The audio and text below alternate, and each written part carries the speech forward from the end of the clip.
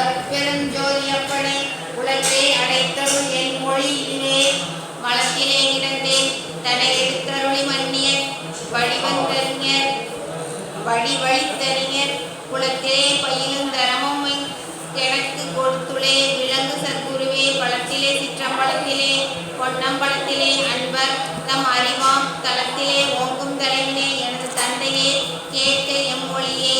விண்ட போது அவரும் அறிவரும் பொருளே